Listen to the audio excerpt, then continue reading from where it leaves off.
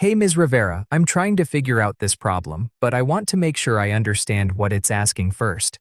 It says, if two parallel lines are cut by a transversal and one co-interior angle measures 110 degrees, find the measure of the other co-interior angle.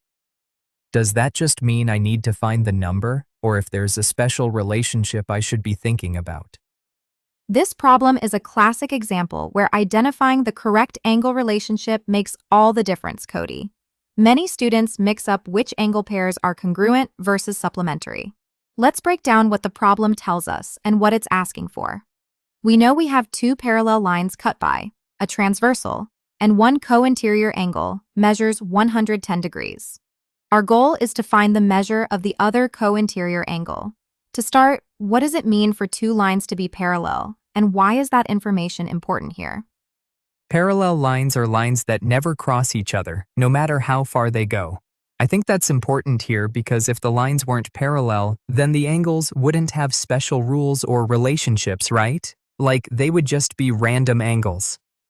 That's exactly right, Cody. You've nailed the definition of parallel lines and why it's crucial here. If the lines weren't parallel, those special angle relationships wouldn't apply, and we couldn't easily find the missing angle. Now, let's focus on the term in the problem, co-interior angles.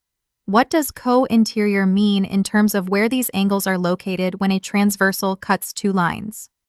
Okay, so interior means they're inside the two parallel lines, and co usually means like together or with.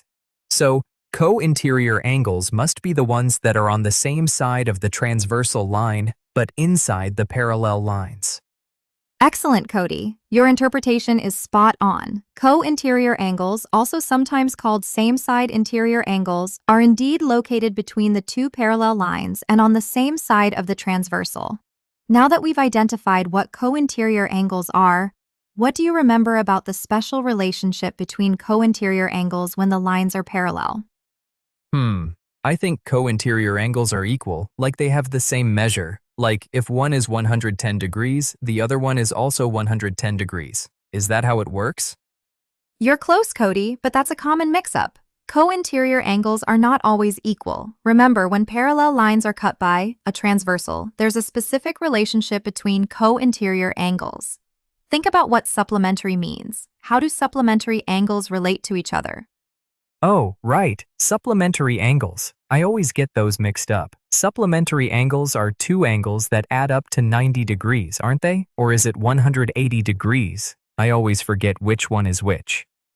It's easy to get those two mixed up, Cody. Supplementary angles are actually two angles that add up to exactly 180 degrees. Complementary angles are the ones that add up to 90 degrees. So, knowing that co-interior angles are supplementary when the lines are parallel, and you have one co-interior angle measuring 110 degrees, how would you find the measure of the other one?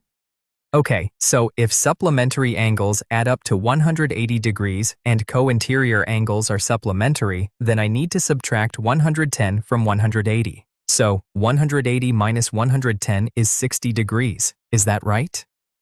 You've absolutely got the right approach, Cody. Subtracting from 180 degrees is exactly what we need to do because co-interior angles are supplementary. Just double-check your arithmetic on 180 minus 110. What do you get when you calculate that? Oh, right. My math was a little off. Let me try that again. 180 minus 110 is 70 degrees, so the other co-interior angle would be 70 degrees. Is that correct? Yes, that's absolutely correct, Cody.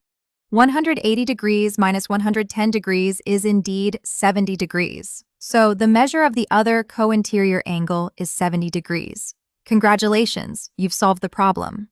To summarize, we first recognized that parallel lines create special angle relationships, then identified co-interior angles as supplementary, and finally used the given angle to find the missing one by subtracting from 180 degrees. Awesome. Thanks so much, Ms. Rivera. I always get complementary and supplementary angles mixed up, and then that messes up the whole problem. It's really helpful to remember that co-interior angles add up to 180 when the lines are parallel. I feel much better about this now.